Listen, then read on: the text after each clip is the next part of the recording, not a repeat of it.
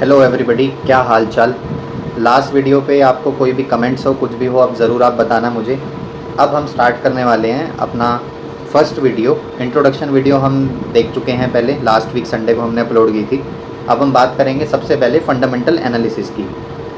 ये course stock market beginners के लिए है और जिसको भी स्टॉक मार्केट सीखनी है, बिल्कुल बेसिक नॉलेज से हम सीख रहे हैं। तो मेरे साथ चलिए, इन द एंड आप इसको अपनी जो सैलरी है उसको भी आप कन्वर्ट कर पाएंगे स्टॉक मार्केट से। ये आपको फ़ायदा होने वाला है और पुश्तैनी फ़ायदा होने वाला है। आप अपनी फैमिली, फ्रेंड सबको सिखा सकते हैं। सबसे पहले स्टार्ट करेंगे हम फंडामेंटल एनालिसिस। पहली वीडियो है, चलो स्टार्ट करते हैं फंडामेंटल एनालिसिस। सबसे पहले फंडामेंटल एनालिसिस होता क्या है?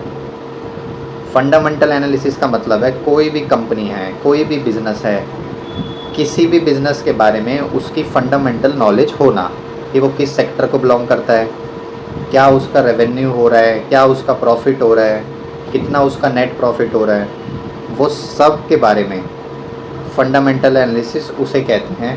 कि भाई एबिटा क्या है, ये सारी बिज़नेस की टर्म्स हैं एक उसको एनालाइज करने के लिए। इससे फ़ायदा क्या होता है? जिसको फंडामेंटल एनालिसिस करना आ गया किसी भी बिज़नेस का, उसको पता लग जाएगा कि ये बिज़नेस अभी क्या कमा रहा है, पहले क्या कमा चुका है और इसका फ्यूचर क्या है कि ये फ्यूचर में क्या कमाने वाला है। तो सबसे इम्पॉर्टेंट चीज़ फ्यूचर में क्या कमा रहा है, उससे हमारे स्टॉक के प्राइसेस डिपेंड होते हैं कि वो ग्रो करेगा या डाउन जाएगा। तो हमारे लिए फंडामेंटल एनालिसिस बहुत ज़रूरी है। चलो आगे बढ़ते हैं। Fundamental analysis business market. Fundamental analysis हमने समझा, उसके बाद किसका फंडामेंटल एनालिसिस करना है? बिज़नेस का एनालिसिस करना है। कैसा चल रहा है, किस सेक्टर में है, कौन चला रहा है, क्या उसका प्रोमोटर्स हैं, कितने लोगों ने इन्वेस्ट किया हुआ है, DIIs ने इन्वेस्ट किया है या FIIs ने इन्वेस्ट किया है, कितना रेवेन्यू दे रहा है, कितना डिविडेंड दे रहा है। ये होता है फंडामेंटल एनालिसिस बिज़नेस के बारे में। जैसे ही आपको पता लगेगा, आप उसके फिर स्टॉक प्राइस को चेक कर पाएंगे और मार्केट में वो क्या इम्प्रूवमेंट कर रहा है, कहाँ से कहाँ पे स्टॉक पहुँच गया है, उसके बारे में आप जान पाएंगे बेसिक से फंडामेंटल एनालिसिस के बारे में। आगे लाइव वीडियोस भी आएंगी। मैं आपको गूगल पे जाके, ऐसे वेबसाइट पे जाके दिखाऊंगा कि फंडामेंटल एनालिसिस कैसे करते हैं। वो सब चीज़ें भी इन फ्यूचर आने वाली हैं। बेसिक चीज़, इंट्रिंसिक वैल्यू। देखिए इंट्रिंसिक वैल्यू क्या होती है। अभी टेक्निकल टर्म्स आपको लग रही होगी कि भाई ये क्या सिखा रहे हैं, क्या इशू है, समझ नहीं आ रहा। लेकिन धीरे धीरे इस वीडियो को देखेंगे, रिपीट करेंगे तो आपको समझ आने लग जाएगा। इतना भी आसान नहीं है कि लोग कहें भाई पैसा डाल दिया स्टॉक में, ग्रो हो गया, पैसा कमा लिया। इतना आसान भी नहीं है। इंट्रिंसिक वैल्यू, इंट्रिंसिक वैल्यू का मतलब है present value of expected cash flow. देखिए कोई भी बिज़नेस है, उसका एनालिसिस होता है कि वो अगले 1 साल में, 2 साल में या 5 सालों में क्या करने वाला है। उसको पता होता है कि इतना मैं नया प्रोडक्ट लॉन्च करने वाला हूँ, इतनी सेल्स करने वाला हूँ। एक एनालाइज करता है वो, और इतनी सेल होगी तो इतना प्रॉफिट होगा, प्रॉफिट होगा तो इतना कैश मेरे पास आएगा, इतना प्रॉफिट आएगा, इतना मैं टैक्स पे करूँगा। हर कंपनी, हर बिजनेसमैन के पास एक एनालिसिस होता है कि भाई इस साल मैंने ये किया तो नेक्स्ट साल में इतना तो ज़रूर करूँगा या उससे ज़्यादा बढ़ के करूँगा। तो एक एग्ज़ाम्पल लेके चलते हैं कि कंपनी है कोई XYZ, वो इलेक्ट्रिकल प्रोडक्ट्स बनाती है, बिजली के प्रोडक्ट्स, वायर, सॉकेट्स, कुछ भी ऐसी चीज़ें बनाती है। वो 100 रुपये के प्रोडक्ट बनाती है पूरे साल में। एक एग्ज़ाम्पल ले लेते हैं, ऐसा होता नहीं है पर एक एग्ज़ाम्पल। अब आप सोचिए कि भाई 3 साल बाद या 4 साल बाद वो कितने रुपए के प्रोडक्ट बना रही होगी। आज 100 बना रही है तो डाउन टू डाउन 400 रुपये के तो बनाएगी 4 साल बाद। जब आज 100 बना रही है, अगर उसका 5 रुपये प्रॉफिट हो रहा है तो 400 रुपये में 20 रुपये प्रॉफिट होना चाहिए, तो उसका स्टॉक प्राइस ग्रो होगा। तो इंट्रिंसिक वैल्यू से हमें पता लगता है कि भाई जो भी कैश आने वाला है, जो भी एक्सपेक्टेड पैसे आने वाले हैं, उसके बारे में हमें ये नॉलेज मिलती है। इन्वेस्टर जो होता है वो सिर्फ फ्यूचर के बारे में सोचता है। हमें घंटा फ़र्क नहीं पड़ता कि पहले उसने क्या किया है, कैसा था, क्या था। हमें ये पता है कि आज वो क्या करेगा या उसका फ्यूचर क्या है जिससे हमारा पैसा ग्रो हो। हम आज ही प्रेडिक्शन लगाएंगे कि भाई उसका फ्यूचर कैसे हो सकता है और फिर उसमें इन्वेस्ट करेंगे। जैसे सोलर एनर्जी के बारे में कहते थे, 1990s में भी चलता था, 2000 में चलता था कि भाई सोलर आ जाएगा, सोलर आ जाएगा।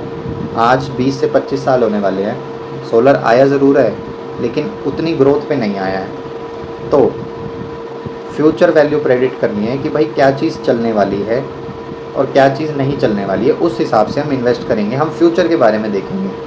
ठीक है, अब आ जाओ कंपोनेंट्स ऑफ फंडामेंटल एनालिसिस।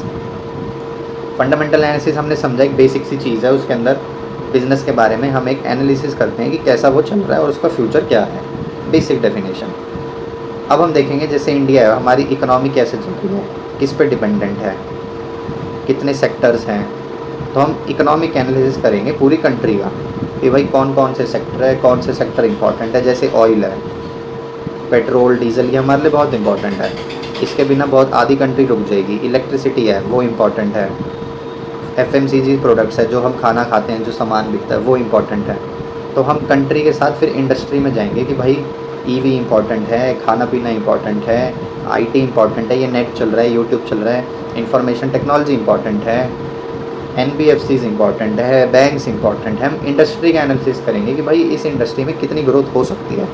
अब हम इंडस्ट्री पे आ गए, अब हम ये देखेंगे कि जो कंट्री है, कंट्री सपोर्ट विच इंडस्ट्री। देखिए गवर्नमेंट रेगुलरली बहुत सारी स्कीम्स निकालती रहती है, बहुत सारी चीज़ें निकालती रहती है, उसमें ये होता है कि कंट्री किसको इंडस्ट्री को सपोर्ट करती है। जैसे बैंकिंग इंडस्ट्री को बहुत सपोर्ट आता है। जो फ्यूचर इकनॉमी है, जो फ्यूचर बिजनेस है, जैसे सोलर हो गया, EV हो गया, उसमें सब्सिडीज़ दी जाती हैं। तो सबसे पहले हमने ये देखना है कि जो कंट्री है हमारी इंडिया है, किन किन सेक्टर को सपोर्ट कर रही है। जब हमने एक सेक्टर पकड़ लिया, फिर हमें जाना है कि उस सेक्टर में, जैसे इंडिया की best one of the top most richest person Mukesh Ambani, उनकी कंपनी रिलायंस है, बहुत सारे सेक्टर्स में है, लेकिन ज़रूरी नहीं है कि हर सेक्टर में वो टॉप पे हो। तो हमने उस इंडस्ट्री का, मान लीजिए हमने सोलर एनर्जी पकड़ लिया, ये बैंकिंग पकड़ लिया, ठीक है जी, बैंकिंग का एग्जांपल ले लेते हैं। बैंकिंग पकड़ लिया, उसके अंदर हमने देखना है कि कौन सा bank one of the best कर रहा है, प्राइवेट बैंक है, पब्लिक सेक्टर बैंक है, किसका कितना रेवेन्यू है, कितने कस्टमर्स हैं, कितना प्रॉफिट कमा रहा है, कितना उसका एसेट्स बना रखे हैं, कितने एक्सपेंसेस हैं। बेसिक चीज़ें हम देखेंगे, वो भी मैं सिखाऊंगा कैसे देखना, और ये सारी चीज़ें कहाँ पे मिलती हैं, कहाँ पे सारी इन्फॉर्मेशन एक जगह आपके सामने आ जाएगी कि भाई वाह क्या साइट है। अब हम ये देखेंगे कि उस बैंक का क्या फ्यूचर है। जैसे एक एग्जांपल देख लीजिए, पब्लिक सेक्टर बैंक है SBI, ये कोई रिकमेंडेशन नहीं है, हमें पता है कि SBI सरकारी बैंक है, बहुत सारे कस्टमर्स हैं, रोज़ का हज़ारों करोड़ों रुपए का टर्नओवर है, बहुत काम हो रहा है।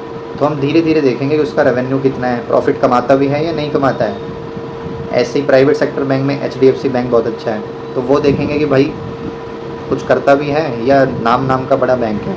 देखिए कोई भी बिज़नेस, कोई भी बैंक, कोई भी कंपनी, जब तक सब कुछ काट पीट के GST, टैक्स, एक्सपेंसेस, जो भी इंटरेस्ट पेमेंट्स है, जो लोन ले रखा है, सब कुछ काट पीट के जब तक नेट प्रॉफिट नहीं लाएगा, उसका अच्छा फ्यूचर नहीं होगा। इंडस्ट्री के हिसाब से भी प्रॉफिट होना चाहिए। अगर वो प्रॉफिट नहीं बना रहा है या कम प्रॉफिट बना रहा है तो कोई ना कोई झोल है, कुछ इशू चल रहा है या उसकी मैनेजमेंट सही नहीं है। तो ये देखना बहुत ज़रूरी है कि कैसे ये हो सकता है। अब हम बात करेंगे मैक्रो और माइक्रो एनालिसिस। फंडामेंटल एनालिसिस के भी ना दो पार्ट होते हैं, एक मैक्रो और माइक्रो। मैक्रो में क्या होता है, एक बड़ा सेक्टर देखते हैं, पूरी कंट्री की इकनॉमी देखेंगे, इंटरेस्ट रेट देखेंगे, GDP देखेंगे, इन्फ्लेशन देखेंगे। मैक्रो मतलब पूरा कंट्री कि भाई RBI ने कितना बैंक रेट बता रखा है। बैंकों को मान लो 3% में मिल रहा है तो आपको तो वो 4% पे ही देगी ना इंटरेस्ट। तो मैक्रो पूरा कंट्री का, GDP क्या है, इन्फ्लेशन कितनी चल रही है, 6% है, 7% है, इकनॉमी में क्या चल रहा है, भाई ग्रोथ हो रही है इकनॉमी की, कितने % से ग्रो हो रही है, ये सब मैक्रो एनालिसिस होता है। दूसरा माइक्रो एनालिसिस, इसमें हम पर्टिकुलर कंपनी के बारे में देखेंगे कि भाई प्रॉफिट लॉस क्या है, बैलेंस शीट क्या है। बैलेंस शीट वो होती है उसके अंदर सब कुछ दिख जाता है कि भाई प्रॉफिट, एबिटा, कितना मार्जिन है, कितना % कमा रही है, कितनी इंटरेस्ट पेमेंट है, कितनों को उधारी देनी है। कैगर देखेंगे, कंपाउंडेड एनुअल ग्रोथ रेट, कितनी ग्रोथ पे चल रही है, ROC देखेंगे, ROE देखेंगे। ये सारी टर्म्स हैं, हम धीरे धीरे सीखेंगे इनका बेनिफिट क्या है और इनका मतलब क्या है, ठीक है। अब होता है एक टेक्निकल एनालिसिस। जो लोग ट्रेडिंग करना चाहते हैं या ट्रेडिंग करते हैं उनके लिए ये टेक्निकल एनालिसिस बहुत ज़रूरी है। देखिए टेक्निकल एनालिसिस सिर्फ चार्ट पैटर्न के ऊपर होता है कि कैसी डेली फ्लक्चुएशन चल रही है। इस ज़्यादा ये सोचते नहीं है कि भाई बैलेंस शीट क्या है, प्रॉफिट कमाएं ना कमाएं, इनको कोई फ़र्क नहीं पड़ता। ये सिर्फ चार्ट पैटर्न देखते हैं कि भाई उस एनालिसिस के चार्ट में क्या हो रहा है। हम धीरे धीरे ये भी सीखेंगे टेक्निकल एनालिसिस कैसे करना है, कैसे चार्ट्स को पढ़ना है, कि कौन से चार्ट पैटर्न फॉर्म हो रहे हैं, अब स्टॉक का प्राइस जाने वाला है ऊपर या नहीं जाने वाला है, धीरे धीरे हम वो भी सीखेंगे। फंडामेंटल एनालिसिस वो होता है जो लॉन्ग टर्म इन्वेस्ट करना चाहते हैं, जो इन्वेस्टर टाइप है। देखिए मैं ये मान के चल रहा हूँ कि हम सब बिगनर्स हैं, हम पहले फंडामेंटल एनालिसिस सीखेंगे और धीरे धीरे उसमें इन्वेस्ट करना शुरू करेंगे। जब हम किसी कंपनी में इन्वेस्ट करेंगे तो हमें उस पर पूरी गारंटी होगी कि भाई ये कंपनी बढ़ने वाली है। जब कंपनी ग्रोथ होगी तो हमारी स्टॉक प्राइस की भी ग्रोथ होगी और हमारा भी प्रॉफिट होगा।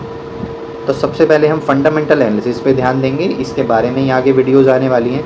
फिर धीरे धीरे जब हमें कॉन्फिडेंस आ जाएगा अपने ऊपर, अपने एनालिसिस के ऊपर, फिर हम टेक्निकल एनालिसिस में जाएंगे कि भाई डेली फ्लक्चुएशन कैसे होती है, स्विंग ट्रेडिंग होती है जो हफ्ते से 10 दिन की फ्लक्चुएशन को हम पकड़ते हैं। लेकिन अभी हम एज अ बिगनर धीरे धीरे इन्वेस्ट करेंगे और उसमें से प्रॉफिट निकालने की कोशिश करेंगे। देखिए एक चीज़ और है, बहुत सारे इन्वेस्टर्स हैं जिन्होंने बहुत पैसा बनाया, राकेश झुनझुनवाला जी, विजय केडिया सर, उन सब का कहना है जो रियल वेल्थ बनती है वो इन्वेस्टिंग से बनती है। आपको 5-10 साल 20 साल रुकना पड़ेगा, तब आपको रियल वेल्थ और रियल ग्रोथ दिखेगी। आप सोचिए कि आज पैसा डाल दिया 10 दिन में डबल हो जाए, नहीं होगा, कोई बिज़नेस भी नहीं करके देता। मिनिमम इन्वेस्टर को 3 से 5 साल रुकना पड़ता है एक अच्छी ग्रोथ देखने के लिए। देखिए अगर अच्छी ग्रोथ देखनी है 10 से 12%, 15% पर साल का चाहिए, तो स्टॉक मार्केट ही है, एफडी तो 6 से 7% देता है। तो हम वापस टॉपिक पे आते हैं, हम फंडामेंटल एनालिसिस के बारे में सीखेंगे, कैसे इन्वेस्ट करना है, किस ऐप से इन्वेस्ट करना है, और हम खुद एनालाइज करेंगे, किसी भी टिप पे भरोसा नहीं करेंगे, ना मेरी टिप चलेगी ना किसी और की चलेगी। हम खुद एनालिसिस कर पाएंगे कि भाई ये साइट खोली, उसके अंदर देखा कि कैसे एनालाइज हुआ, उस स्टॉक में दम है, बिज़नेस में दम है या नहीं है, उसके बाद हम इन्वेस्ट करेंगे। ठीक है जी, आज का सेशन यहीं ख़त्म होता है। किसी को कोई भी डाउट हो, कुछ हो, कमेंट करके बता सकता है। इंस्टाग्राम पे हमारा पेज है @लक्ष्य_प्रकाश, उस पर फॉलो कर लीजिए और इस चैनल को भी सब्सक्राइब कर लीजिए, जिससे कि आप रेगुलर वीडियोज़ देख पाएँ। ओके जी, थैंक यू सो मच।